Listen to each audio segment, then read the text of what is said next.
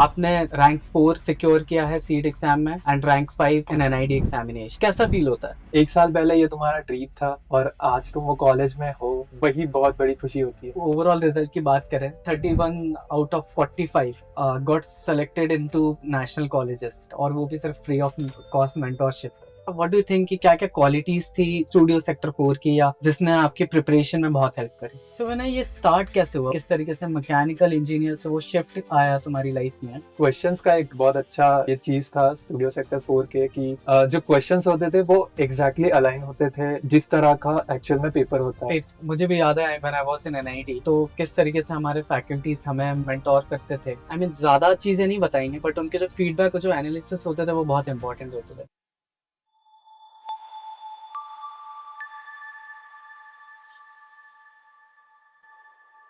Hey everyone, welcome to the first episode of studio sector 4 stories, जहां पर आज हम आपको लेके चलेंगे एक ऐसे एस्पायरिंग डिजाइनर की जर्नी से जिन्होंने सीट एग्जामिनेशन में AIR 4 स्कोर किया है and an ID में 5 in graphic design. So today we have someone truly special with us, Vinay. Thank you for joining us today. We are really thrilled to have you here. जी Krishna. So Vinay, let's dive into your journey, right? Your incredible journey of your design preparation. So first thing first, Vinay, such a phenomenal achievement. आपने rank 4 secure किया है CEED exam में and rank 5 in NID examination. So कैसा feel होता है? It feels really great Krishna. बहुत अच्छा लगता है क्योंकि 1 साल पहले ये तुम्हारा ड्रीम था और आज तुम वो कॉलेज में हो एंड यू एग्जिस्ट देयर, वही बहुत बड़ी खुशी होती है। जैसे मैं शाम को फ्रिस्बी खेलने जाता हूँ, जब क्लास में बैठा रहता हूँ, जब मेरे स्टूडियो पे मेरे टेबल पे काम करते रहता हूँ, इट फील्स, मैं बता नहीं सकता बट बहुत अच्छा लगता है। या I can understand the feeling I mean getting into NID, because मैंने भी जब किया था, so the community and the environment was amazing. So मैंने ये स्टार्ट कैसे हुआ वो डिजाइन का स्पार्क, कि कब सोचा तुमने कि यार अब डिजाइन परस्यू करना चाहिए, या फिर किस तरीके से मैकेनिकल इंजीनियर से वो शिफ्ट आया तुम्हारी लाइफ में, है ना? सो मैं बहुत क्यूरियस हूँ ये जानने के लिए। तो पहले से मेरा आर्ट में इंटरेस्ट था ही और वो मेरी हमेशा से हॉबी तो रही है। इसीलिए मैं मेरे बैचलर्स में भी एक आर्ट टीम को लीड करता था, इंसिग्निया करके। और उसके ही थ्रू मुझे थोड़े कॉन्टैक्ट्स मिले थे मेरे सीनियर्स के, सुपर सीनियर्स के, जो अभी मास्टर्स परस्यू कर रहे थे वो टाइम पे डिज़ाइन में। पर ये मेरे बैक ऑफ द माइंड था हमेशा से कि डिज़ाइन में करना है, पर उस टाइम मेरा बैचलर्स प्रायोरिटी था तो मैं उसमें ही ऑक्यूपाइड रहा। But then after, during my third year मैं एक इंटर्नशिप कर रहा था। तो CTIPL means cam tools industries private limited, ये एक कंपनी है साकिनाका में जो प्लास्टिक इंजेक्शन मोल्डिंग के टूल्स मैन्युफैक्चर करती है। और उन्होंने एक नया पैरेलल निकाला था जहाँ पे वो 2x2 रूबिक्स क्यूब करके टॉय मैन्युफैक्चरिंग में वो जा रहे थे। तो 2x2 रूबिक्स क्यूब के लिए मुझे असेंबली लाइन डिजाइन करने का काम मिला था एज अ प्रोजेक्ट इंजीनियर। वो काम करते टाइम मेरा एक दोस्त था मेरे साथ में, हमने असेंबली लाइन डिजाइन तो कर दी। बहुत रिवाइज करने के बाद भी कुछ बात नहीं बन रही थी, तो मैंने सर को एक चीज पिच की कि मैंने ऑब्जर्व किया कि वर्कर्स के अर्गोनॉमिक्स में थोड़ा इशू है, तो क्या मैं इससे अलग थोड़ा काम कर सकता हूँ, क्या मैं एक फिक्सचर डिजाइन कर सकता हूँ उनके लिए। तो मैंने वो फिक्सचर डिजाइन किया और जब उनको दिया तो it actually did not make much difference. But वो जो CEO थे हमारे CTIPL के, उन्होंने मेरी बहुत तारीफ की और बोला कि तुम में वो डिजाइनर कीड़ा है, वो डिजाइन का कीड़ा है जो तुम्हें अभी जगाना है और इसलिए तुम्हें एक्सप्लोर करना है और डिजाइन में तुम जा सकते हो, तुम कर सकते हो। तो वहां से वो आइडिया मिला मुझे कि हाँ मैं कर सकता हूँ इसमें, और मैंने ज्यादा रिसर्च करना चालू किया। वंडरफुल बिना। सो वो जान के अच्छा लगा कि आई मीन वो क्यूरियोसिटी आपने आइडेंटिफाई करी, या फिर आपको थ्रू समवन योर CTO वो चीज पता चली, है ना, जिसके बाद आपने फिर डिजाइन के टूवर्ड्स और रिसर्च करना स्टार्ट किया। So that's great. सो बिना आपकी प्रिपरेशन कैसी रही थी? आई मीन आपने रिसर्च के बाद किस तरीके से स्टार्ट किया? What was your hustle during your preparation? So वो जानना चाहता हूँ। ओके, तो पहले तो ये मेरा सेकंड अटेम्प्ट में निकला था। तो फर्स्ट अटेम्प्ट के टाइम पे मैं मेरे बैचलर्स के 4th ईयर में था।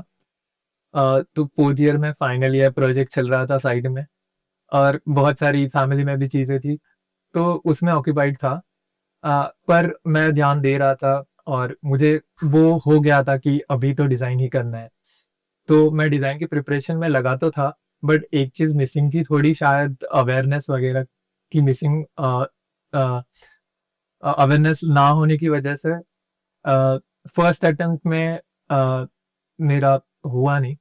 एनआईडी तो प्रीलिम्स ही नहीं हुआ था, एंड आईआईटी का मैं इंटरव्यू राउंड तक पहुंच गया था, बट उसके बाद नहीं हुआ।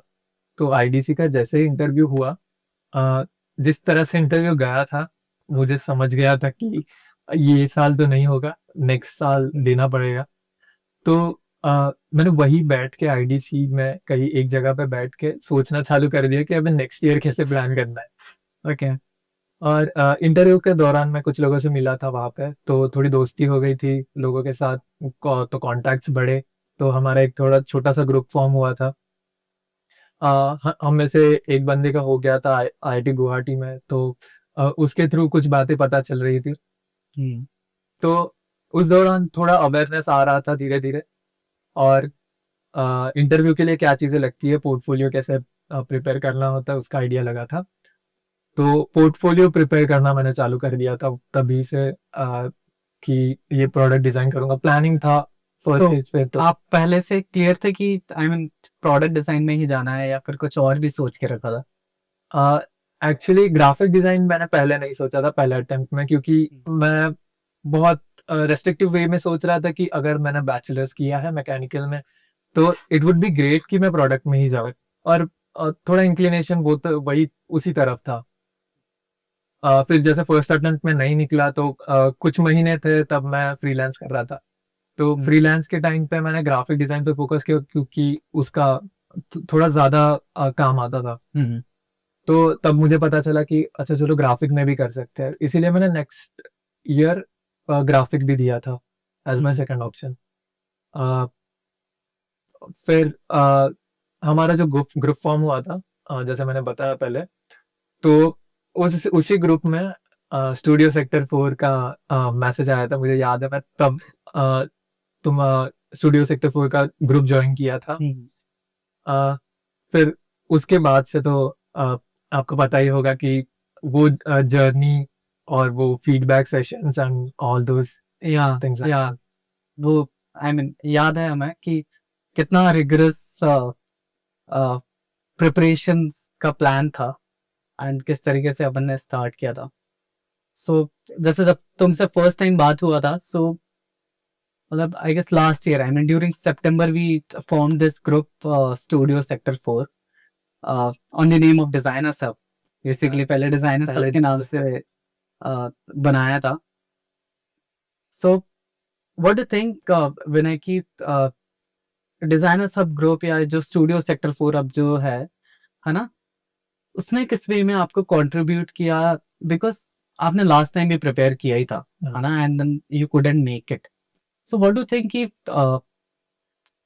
ज्वाइन करने के बाद, ग्रुप ज्वाइन करने के बाद और प्रिपरेशन स्टार्ट करने के बाद, how studio sector 4 contributed? Okay, तो स्टूडियो सेक्टर 4 का बहुत बड़ा कंट्रीब्यूशन है अवेयरनेस में, कि एक एग्जाम को क्या नीडेड है, और फिर वो माइंडसेट कैसे फॉर्म करना है, तो वो सीखने को मिला। And another biggest thing would be कि जो फीडबैक सेशन होते थे हमारे, जो 1-to-1 फीडबैक्स होते थे, उससे मैं डेली कुछ ना कुछ इम्प्रूव कर पा रहा था मेरे स्केचेस में। सो पहले मैं ही अकेला रिव्यू करता था मेरी चीजें, या फिर कुछ एक दो लोग होते थे, बट यहाँ पे एनआईडी एलुमनाई लोग मेरा रिव्यू कर रहे थे, तो it was going well that time. वो अवेयरनेस के तो बहुत रिक्वायरमेंट है अभी, because there are lot of people जो क्रिएटिव तो हैं, एंड हमेशा से वो चीज करते आए हुए हैं जो डिजाइन एग्जैक्टली अभी है, बट कभी वो अवेयरनेस होती नहीं है, and they pursue some other discipline, है ना, या अदर कोर्सेस, एंड देन फिर वो आई मीन वो एक क्रिएटिव जो कीड़ा होता है वो फिर वैसे ही रह जाता है, I mean in the form of hobby. So I mean we as a designer तो वी तो फील कि एक अवेयरनेस बहुत इंपॉर्टेंट चीज़ है, बिकॉज यू नेवर नो कि कौन कितना क्रिएटिव है, कौन कितना डिजर्विंग है, एंड कौन कितना सोसाइटी को कंट्रीब्यूट कर सकता है थ्रू डिजाइन। सो मैंने जैसे अपने जब प्रिपरेशन स्टार्ट करी थी, राइट, हमने डिजाइनर सब के नाम से चीजें स्टार्ट करी थी, and it was a free of cost model, है ना, जिसमें हम free of cost mentorship provide कर रहे थे टू एवरीवन पीपल, है ना, जो कि सच में पैशनेट हो। So there were lot of people I mean in the group, है ना, लेकिन फिर उसके बाद वो जो एक आई मीन वो फिर उसके बाद एक सीरियस मेंटोरशिप वाला ग्रुप भी बना था।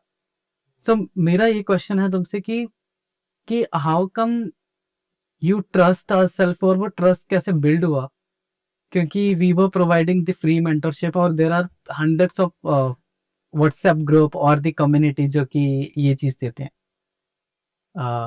ओके, तो पहले तो जैसे मैं डिजाइनर हब के वो फर्स्ट वाले ग्रुप में था। फिर बाद में जब वो ग्रुप बना था, तो वो ग्रुप ज्वाइन मैंने इसलिए किया था कि चलो यार फ्री फ्री रिसोर्सेस फ्री ही है, और मतलब कोई बुरी बात तो नहीं होगी। ओके। हाँ। तो उसी हिसाब से ज्वाइन कर लिया था। फिर कुछ सेशंस अटेंड किए, और फिर धीरे धीरे पता चला कि हाँ यार, करना है अभी। और बहुत अच्छा भी गाइडेंस दे रहे हैं, तो इसीलिए कंटिन्यू किया। एंड अभी रिजल्ट हाँ, नहीं नहीं वो तो सही है। एंड एक और चीज जो हमें पर्सनली तुम्हारी वो बहुत अच्छी लगती थी, is your personal dedication and motivation. जो सेल्फ मोटिवेशन था वो बहुत हाई था तुम्हारा, इवन दो आई मीन कई बार चीजें सेशंस कभी डिले होते भी थे या कभी ऑल्टरनेट डेज में होते भी थे, बट तुम अपना काम करके I mean you used to send it in the group and used to take feedback from us. So वो एक क्वालिटी बहुत पसंद है, एंड आई फील कि वो बहुत मस्ट है फॉर एन एस्पायरिंग डिजाइनर, अगर उसको सच में दीज नेशनल कॉलेजेस सब में एडमिशन लेना है तो। या तो जैसे मैंने मेरा एक्सपीरियंस बताया कि पहले अटेम्प्ट में किस तरह से वो फेलियर हुआ था, तो इसीलिए वो थोड़ा सा अंदर से था कि नहीं, ये बार तो करना ही है। तो वो आता है ना, ऑटोमेटिकली मोटिवेशन मोटिवेशन आता है। तो तो वही फॉलो करते गया मैं, और फिर वो धीरे धीरे वो एक सेल्फ डिसिप्लिन में बदल गया समहाउ। हाँ। और आपके भी क्वेश्चंस आते रहते थे, तो वो वो क्वेश्चंस, हाँ, एक क्वेश्चंस का एक बहुत अच्छा ये चीज था स्टूडियो सेक्टर 4 के, कि जो क्वेश्चंस होते थे वो एग्जैक्टली अलाइन होते थे जिस तरह का एक्चुअल में पेपर होता है। पेपर एंड पैटर्न होता है। हाँ, तो वो सबसे ज्यादा क्लोज था, जितने मैंने मॉक पेपर्स ट्राई किए हैं, वो सबसे ज्यादा क्लोज था एक्चुअल एग्जामिनेशन के। तो वो क्वेश्चंस करने के बाद फीडबैक लेना मुझे लगता था कि वो सबसे इम्पोर्टेंट है, क्योंकि अगर ब्रेनलेस प्रैक्टिस करते रहोगे तो वो एडअप नहीं करता तुम्हारे प्रिपरेशन में। ट्रू। तो फीडबैक फीडबैक लेके जो काम में इम्प्रूवमेंट आता है, वो प्रोसेस फास्ट हो जाती है इम्प्रूवमेंट की। सो मुझे भी याद है, I mean when I was in NIT, है ना, तो किस तरीके से हमारे फैकल्टीज हमें मेंटोर करते थे, और जो उनके फीडबैक होते थे वो बहुत क्रिटिकल होते थे।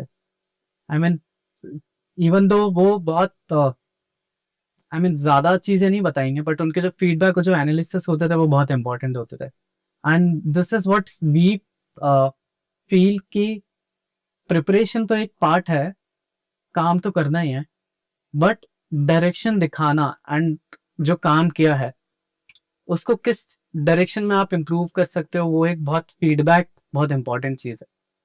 और I mean last year out of 45 students, है ना, 31 गॉट इनटू नेशनल कॉलेजेस। सो ये बहुत ही सरप्राइजिंगली अमेजिंग अचीवमेंट था हमारा, जब प्रीलिम्स में ही 27 स्टूडेंट्स में से 17 got qualified for the prelims examination in NIT. और हमने तो एक्सपेक्ट, आई मीन फ्रैंकली बोलो तो हमने एक्सपेक्ट एक या दो का ही किया था बस, उससे ज्यादा हमारी एक्सपेक्टेशन थी नहीं। और जब रिजल्ट आया था तो वो बहुत एक मोमेंट अभी भी याद है कि हम यहीं पब्लिक स्पेसेस में मॉल में थे, एंड वो जब रिजल्ट देख रहे हैं, सो वन बाय वन सबका qualified qualified qualified for the second round. वो जो फीलिंग थी वो बहुत अमेजिंग थी। वो तो आई मीन जैसे आप अभी एक्सपीरियंस में शेयर डिस्क्राइब कर सकते हैं, वैसे I even I can not. So मैंने जैसे फीडबैक तो एक पॉइंट है जो आपने हाईलाइट किया, right? Apart from the feedback, और क्या क्या व्हाट डू यू थिंक कि क्या क्या क्वालिटीज थी स्टूडियो सेक्टर 4 की या हमारी, जिसने आपकी प्रिपरेशन में बहुत हेल्प करी? ओके, तो जैसे आपने बोला डायरेक्शन दिखाना एक बात होती है। तो एज अ मैकेनिकल इंजीनियर मैं बहुत अलग डिसिप्लिन से आता हूँ, अलग एनवायरनमेंट से आता हूँ। तो वहाँ से जब डिज़ाइन में शिफ्ट होता है तो बहुत स्ट्रक्चरल माइंडसेट होता है आपका। तो वो चेंज करने में, वो चीज़ें अनलर्न करने में हेल्प हुआ। और जिस तरह से वो स्ट्रक्चर्ड गाइडेंस था, उसने इस पर्टिकुलर चीज़ में बहुत ज़्यादा हेल्प किया। हम्म। उसके अलावा मॉक टेस्ट मुझे लगता है सबसे ज़्यादा close to what actually comes in the exam studio sector 4 के थे, एंड उससे भी बहुत ज़्यादा हेल्प हुआ। और अगर मैं मेंटोर्स की बात करूँ, तो जैसे अगर मुझे प्रोडक्ट का नॉलेज लेना है, प्रोडक्ट के बारे में कोई फीडबैक लेना है, तो मैं ऑफ कोर्स आपको अप्रोच करूँगा, क्योंकि आपका प्रोडक्ट का नॉलेज मैंने खुद ने देखा और आप खुद प्रोडक्ट डिज़ाइनर हो। वैसे ही अगर मुझे विजुअल डिज़ाइन का कोई फीडबैक लेना है, कोई और नॉलेज में ऐड अप करना है, तो मैं सिमरन से पर्सनली बात कर लेता था। एंड अगर मुझे गैट में कोई डाउट है तो मैं अर्णव को अप्रोच कर लेता था। So it was really great कि मैं खुद किसी भी टाइम पे अप्रोच कर पाता था। और अ, मतलब वो प्रिपरेशन में बहुत स्पीड अप हो गया था मेरे 1 साल के प्रिपरेशन में। उससे बहुत एडवांटेज मिला। एंड मैंने जो अपने सेशंस होते थे, सो यू रिमेम्बर किस तरीके से सेशंस होते थे? या तो थोड़ा सा ग्लिम्स दोगे, आई मीन कि किस ओके, तो अपने सेशंस तो बहुत ही फन होते थे, मैं तो बोलूँगा, क्योंकि अ उस टाइम तो मैं ऑनलाइन में अपन सब सब कुछ करते थे। एंड फीडबैक सेशंस में कभी-कभी अ, फनी फनी से फीडबैक्स भी आते थे। तो अ, बहुत फन वे में होता था सब कुछ। एंड आई रिमेम्बर कि कभी-कभी मॉर्निंग से संडे को अगर अपन फीडबैक देने बैठते थे, तो वो रात को 10 बजे खत्म हुआ। हाँ, 11-12 बजे कभी हो जाता था। नहीं, नहीं, ट्रू है। I mean it was really fun for us also कि वो टाइम बहुत ही अ, बढ़िया टाइम था। आई वुड से कि इवन तुम लोगों के आइडियाज़ इतने क्रिएटिव होते थे, और कि हमें देखकर भी बहुत मज़ा आता था। So that was really fun. So बाकी सेशंस ऐसे तुमने और भी सेशंस अटेंड किए होंगे ना? क्लासेस अटेंड की होंगी, है ना? सो व्हाट डू थिंक कि हमारे जो सेशंस होते थे वो किस तरीके से ज़्यादा वैल्यू ऐड करते थे, या नहीं भी करते थे तो वो भी बता सकते हो? So it's up to you. Uh, okay, तो पहले तो जो लेक्चर्स होते थे अपने, हुँ, वो मुझे लगता है बहुत ज़्यादा अपडेटेड थे। जो आज की रिक्वायरमेंट है एग्ज़ाम की, अ, उस हिसाब से डिज़ाइन किए हुए थे। और वो फ़ील होता था एज़ अ स्टूडेंट, हमें जिस तरह से हम वो लेक्चर को कंज़्यूम करते थे, हमें वो पता चलता था कि ये बहुत अपडेटेड है एग्ज़ाम्स को लेकर, और इनको बहुत आइडिया है कि ये एग्ज़ाम्स का एक्चुअल पर्पस कैसा है, हुँ। और क्या माइंडसेट होगा एग्ज़ामिनर का भी। और ये टाइम के, क्योंकि फैकल्टीज़ क्या चाहते हैं, उस हिसाब से वो align. So before we wrap up this story, Vina, है ना? There are a lot of aspiring designers right now, है ना? जो कि जानना चाहते हैं कि किस तरीके से प्रिपेयर करना चाहिए। So what do you think कि अगर वो अभी प्रिपेयर कर रहे हैं तो उन्हें उनके लिए क्या-क्या टिप्स होंगी आपकी तरफ से? ओके, तो पहली सबसे इम्पोर्टेंट टिप तो यही रहेगी कि पहले तो माइंडसेट को समझना है एग्ज़ाम के। हुँ, डिज़ाइनिंग की तरह, एक डिज़ाइनर की तरह कैसे सोचते हैं। वो सोचना सीखना बहुत ज़्यादा ज़रूरी हो जाता है। सेकंड वुड बी कि एग्ज़ाम को समझो, राइट फ्रॉम कि तुम जो क्वेश्चन सॉल्व कर रहे हो उसको पढ़ने से लेकर तुम जब इंटरव्यू दे रहे हो तब तक ये चीज़ तुम्हें हेल्प करेगी कि अगर तुम्हें वो एग्ज़ाम का पर्पस पता है, वो एंड तुम्हारे माइंडसेट के पॉइंट में एक और चीज़ ऐड हो जाती है कि तुम्हारा खुद का क्या पर्पस है अगर एनआईडी जा रहे हो तो।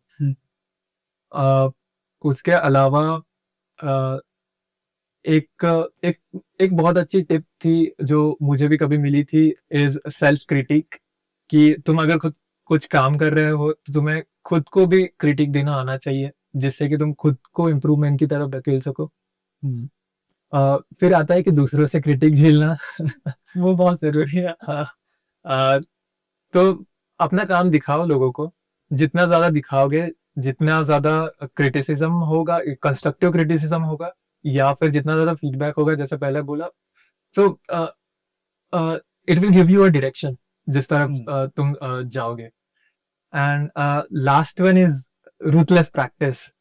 ट्रू, लाइक तुम कितने भी ट्रिक बना लोगे पर जब तक तुम करोगे नहीं तब तक कुछ नहीं हो सकता था। So thank you so much, Vinay, for taking out your time and sharing your inspiring journey with all of us. We are really glad कि आप यहाँ पर आए. Yeah, thank you Krishna, thank you for having me here. All right, folks. So ये थी हमारी आज की स्टूडियो सेक्टर 4 की सक्सेस स्टोरी, एंड ऐसे ही हम और भी सक्सेस स्टोरी आप तक लाते रहेंगे, है ना? So please follow, please subscribe and please share with your aspiring friends जिनकी लाइफ में हम वैल्यू ऐड कर सकें एंड उनको एक राइट गाइडेंस हम प्रोवाइड कर सकें. So thank you so